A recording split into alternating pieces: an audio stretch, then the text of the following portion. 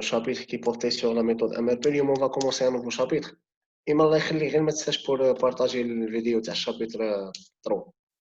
وي بارطاجيت الكور الاول بقى لي الكور الزاوج ما عنديش الكونيكسيون اسي.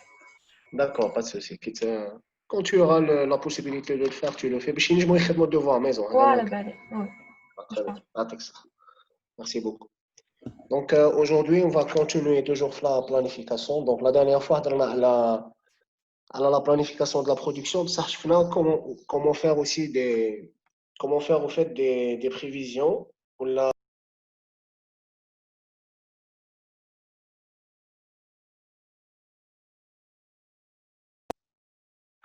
كنت تسمعوني ياك؟ وي. Très bien. Donc, comme la dernière fois, on a vu comment établir un plan de production en se basant sur des prévisions de vente. D'accord? Donc, je fais là comment faire le lien entre tout ce qui est vente, achat, production et stock. D'accord? Donc, là, on va parler juste de la production. On va associer aussi le stock, c'est important, c'est tout à fait logique. Et on va voir surtout des méthodes, et ils vont vous permettre de définir quels sont les produits à réaliser. D'accord? Donc, comme on a la dernière fois, la planification, vous avez généralement 3 niveaux de décision. D'accord? Stratégique, tactique et opérationnel. D'accord? Donc, la planification stratégique, c'est une planification à long terme, d'accord, qui peut aller de 5 ans à 10 ans. Et il s'agit généralement de concevoir de nouveaux produits ou là, de localiser de nouvelles usines. D'accord? C'est bon. Donc, là, si on veut se lancer sur de nouveaux marchés, ainsi de suite. Donc, c'est de la planification stratégique.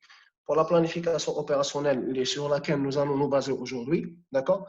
Donc, comme généralement, la planification de la production, c'est-à-dire vous allez décider quel produit vous allez réaliser, que doit-on produire.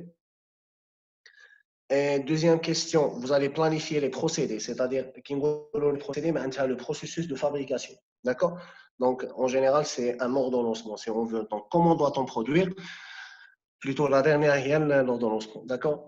Parce que les deux, au fait, c'est de l'ordonnancement. Je la dernière, d'accord? Donc, comment doit-on produire et aussi quand doit-on produire? Donc, non seulement on va définir le procédé, comment ça va se passer, quelles sont, par exemple, les machines qui vont réaliser les produits en question, et en même temps, quel est le planning de réalisation? Donc, le planning de réalisation, c'est-à-dire on va réaliser des produits afin de respecter non seulement les délais de livraison, mais arriver bien sûr à satisfaire les demandes clients. D'accord? Donc, c'est quoi l'utilité? On doit faire ça. Pourquoi? Parce que premièrement, parfois, une usine, il a des ressources limitées. D'accord? Par exemple, elle a une capacité de production de 500 produits. D'accord? Et je réalise une grande variété de produits. C'est-à-dire, par exemple, je réalise 2 types de produits. D'accord? Par exemple, je réalise des chaises et des tables. Par exemple, là, c'est un exemple très simple. Et j'ai eu 2 demandes. J'ai une demande à 300 tables, une demande à 300 produits. D'accord? Sur une semaine. La capacité de production de la semaine, elle est de 500 produits. Je dois trancher. Je dois prendre soit la demande, soit la demande. Ou là, si je dois prendre les deux, je dois trouver une solution. D'accord? Donc, maintenant, je dois me décider quels sont les types de produits à réaliser ou quelles sont aussi les quantités optimales à produire. Donc, on a des 2 problèmes. Parce que si je vais m'opter pour les 2 produits, je ne vais pas arriver à satisfaire les 2 demandes, mais je vais rater les 2 marchés. Donc, je dois choisir le film. Est-ce que je vais réaliser les tables, les films 300, ou là, je vais réaliser les chaises, les films 300. Ou là, je dois trouver un compromis, ou là, je dois utiliser des ressources supplémentaires. Par exemple, s'il s'agit de ressources humaines, je dois augmenter le temps de travail des employés. Donc, là, je dois aussi voir le profit des produits, ou quelles sont les dépenses qui peuvent avoir lieu. C'est bien sûr, je vais utiliser des ressources supplémentaires. Donc, je chauffe le gain. Fahmtouni, qu'est-ce que j'ai dit? Oui. Bon, parfait. Donc, la planification aussi, à long terme, vous pouvez avoir 2 types de planification différentes. Je me dirais une planification statique. Une planification statique, elle est fixe, elle est figée. C'est une planification qui ne change pas. D'accord? En général, la planification elle est utilisée quand il s'agit de planifier sur un court terme. D'accord? Donc, par exemple, quand je fais un ordonnancement, il est fixe. D'accord? ما غاديش نبقى نبدل شاك جور نجي لا ما عجبتنيش لا ديسبوزيسيون تاع لي ماشين اللي نعاود نبدلها ولا ما عجبنيش هذا لوردونونسمون نعاود نبدلو نو je ne peux pas faire ça donc en fait je dois faire هذه نعيطولها une planification statique une planification dynamique c'est généralement quand il s'agit de planifier à long terme donc là je peux faire une planification qui change d'une période à l'autre donc je vais travailler sur plusieurs périodes d'accord par exemple je vais travailler sur une année d'accord chez une année sur 2 ou 3 ans. Et qui me l'a, je vais revoir ma stratégie. Il a dit que la stratégie est bénéfique. Je la garde, sinon je peux la modifier. C'est bon?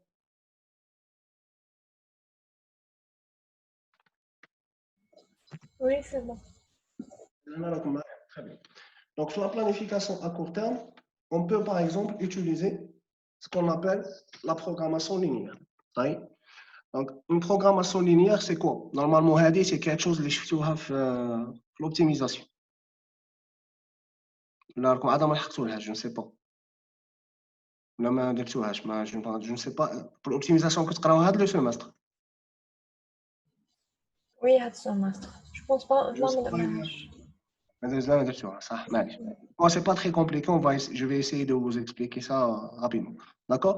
Donc, on appelle ça un programme linéaire. Pourquoi? Parce que les variables, elles sont linéaires. D'accord? Comme des racines, comme des exposants. D'accord? Donc, vous avez une fonction objectif à maximiser. Normalement, qui est l'optimisation,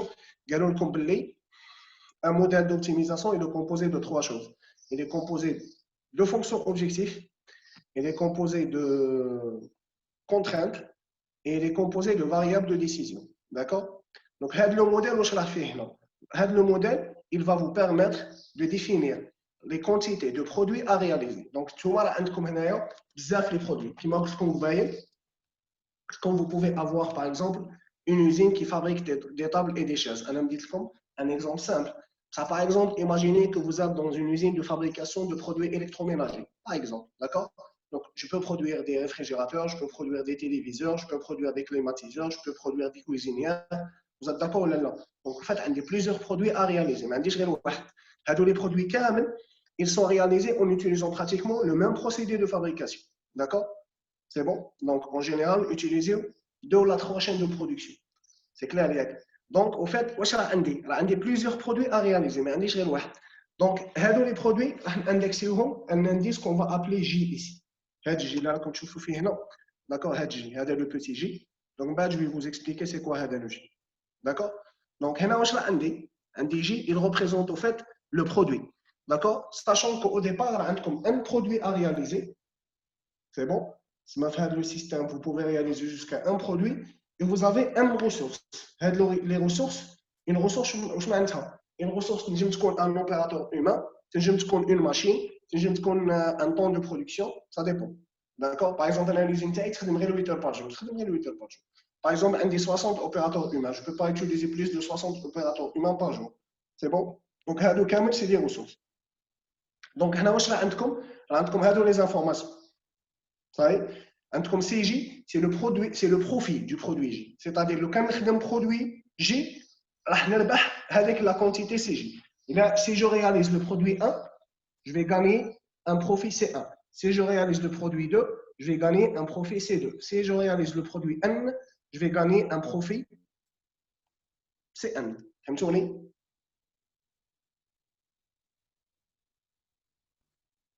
C'est clair?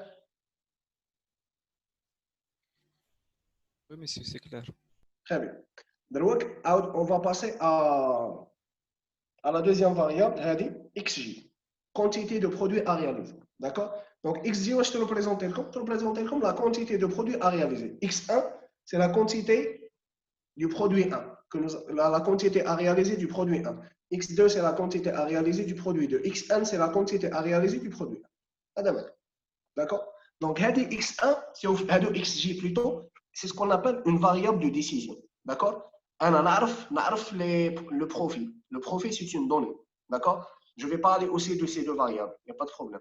Ça, XJ, c'est une variable. Le modèle, d'accord? Inch'Allah, vous allez faire un outil qui s'appelle Lingo, qui va vous permettre de résoudre des programmes linéaires. D'accord? C'est bon? Donc, le modèle, nous donne des données, nous donne un résultat. Donc, Inch'Allah, qui dit exemple, vous allez mieux comprendre. Donc, on a comme information, comme BI. BI, c'est la quantité de ressources disponibles. Par exemple, on dit 60 opérateurs humains disponibles. Donc, BI aussi représente comme l'indice I représente comme les ressources. Ou BI, c'est la quantité de ressources disponibles. AIJ, c'est la quantité de la ressource I pour produire le produit J. Par exemple, pour produire un réfrigérateur, on a 3 opérateurs humains. Pour produire un téléviseur, on a 6 opérateurs humains. Pour produire un climatiseur, on a 2 opérateurs humains. D'accord?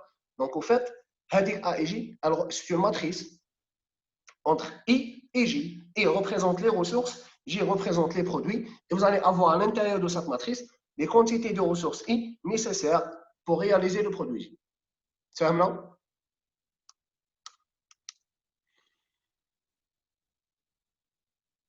C'est un nom ou pas?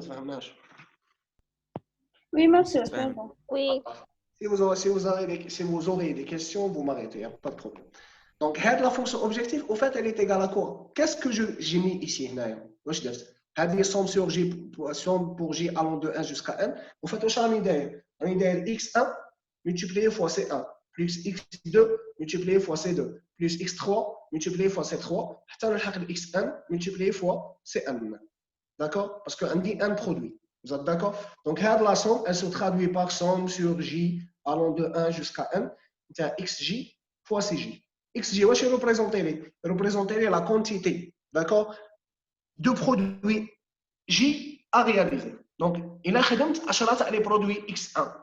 D'accord? Le profit le produit, parce que là, le profit CG, c'est un profit unitaire, par unité de produit. D'accord? Il a خدمت 10, donc je vais avoir 10 les produits multiplié fois C1. Il a je vais avoir 0 multiplié fois C1. D'accord? Donc, هنا واش راني ندير وفات راني ندير لا سوم تاع كامل لي بروفي تاع كامل لي برودوي. D'accord? C'est bon? On appelle ça une fonction objective. Donc, l'objectif, c'est quoi? Le profit, c'est un gain. Donc, je dois le maximiser. Je dois maximiser mes profits. D'accord? C'est ça l'objectif. Mais on dit des contraintes à respecter. Le modèle, c'est un modèle avec contraintes. Donc, je dois respecter un certain nombre de contraintes. Quelles sont les contraintes? Les contraintes théoriques, je vais les avoir sur quoi, au fait? Je vais les avoir sur les ressources. Pourquoi? Parce qu'on dit une quantité de ressources disponibles. Mais je ne peux dépasser la quantité. Je ne peux pas la dépasser. Et là, le système TI, il peut réaliser 100 produits par jour. Je ne peux pas réaliser 150 produits par jour. Impossible. D'accord? Et en plus, chaque produit, il aura besoin d'une certaine quantité de ressources. Donc, il le fait par exemple, à titre d'exemple, quel que soit I, donc si je prends à titre d'exemple le produit 1, d'accord? شحال يحتاج من ressources I. Le produit 1, j'aurai besoin de combien de ressources I? Donc, نحتاج AI1. Parce que quand je vois la matrice, moi je dis comme la matrice, elle représente quoi? Elle représente la quantité de la ressource I pour produire le produit J. D'accord? Donc, pour chaque ressource I, j'aurai besoin de AI1 pour le produit 1. D'accord? En plus, on va réaliser une quantité X1. Donc, il a par exemple, le produit 1, il y a 7 ressources I. D'accord? Où je vais produire qui les ressources par unité de produit. Et je vais produire 10. Donc, je dois faire 6 multiplié par 10. D'accord? La quantité, elle ne doit pas dépasser BI, qui est au fait la quantité des ressources disponibles, de la ressource I disponible. Donc, je dois faire quoi ici? Je dois faire la somme sur tous les produits. Parce que la ressource, je vais utiliser pour le produit 1. On utiliser pour le produit 1, le produit 2, le produit 3, ou 5, ainsi de suite. D'accord? Et la contrainte, elle doit être respectée pour toutes les ressources. C'est bon? Donc, normalement, quelle que soit I, quelle que soit la ressource, je dois avoir cette contrainte. Est-ce que vous avez ou vous avez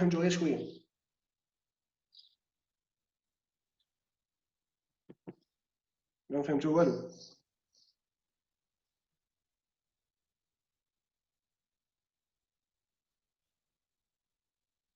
Si, monsieur, c'est bon. C'est bon, très bien. En plus, maintenant, je vais dire xj comme c'est une variable qui est positive. On ne peut pas avoir une quantité négative. Ça y est, normalement, elle est positive. C'est une variable entière parce que c'est une quantité. D'accord? Bon, donc, là, l'exemple différent. Donc, on a comme deux produits. Un produit 1 au produit 2. Donc, هنا واش رايحين تلقاو؟ رايحين تلقاو deux variables x1 راح تلقاو deux variables x1 et x2. C'est bon? x1 et x2. x1 c'est la quantité du produit P1 à réaliser ou x2 c'est la quantité à réaliser du produit P2. Ça y est? واش عندي comme ressources؟ عندي ثلاثه تاع لي ressources. عندي matière première وعندي main d'œuvre وعندي machine. Matière première عندي 40 كيلو، main d'œuvre عندي 35 heures و les machines عندي 80 unités. Ça y est? P1 il nécessite 4 kg de la matière première, 5 heures de la MO ou 16 unités de la machine. Le P2 nécessite 10 kg de la matière première, 7 heures de MO et 5 unités de la machine. Donc, qui dit تشوفوا هذه les données اللي راهم عندكم هنا, vous pouvez les mettre sous forme de matrice. علاش؟ parce que راهم عندكم 3 ressources ou 2 produits. Vous allez avoir une matrice 3-2. C'est bon? Et à l'intérieur de cette matrice, vous allez mettre ces valeurs, tout simplement.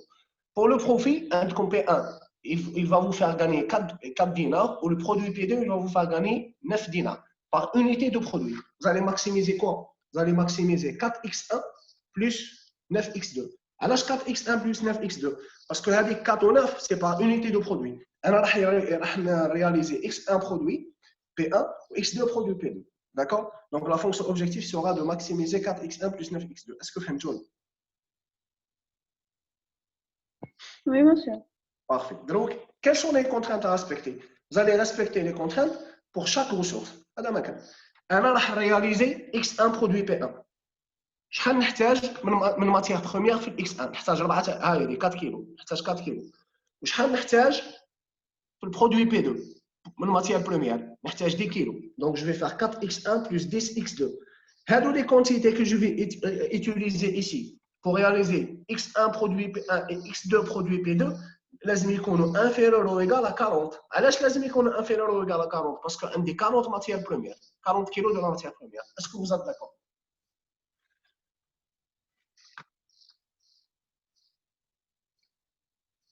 Oui, mais c'est d'accord. Très bien. En plus, alors je vais faire la même chose dans le main d'œuvre. Main d'œuvre, واش عندي؟ نحتاج 5 heures pour x1 et 7 heures pour x2. Donc je vais avoir 5x1 plus 7x2 inférieur à 35. Pour les machines, 16x1 plus 5x2 inférieur à 80. x1 et x2, je vais les mettre comme des variables positives. Ça y est. Donc, quand on a le problème, il y a des outils qui vous permettent de résoudre ce problème. Vous pouvez même le résoudre en utilisant une méthode graphique. Normalement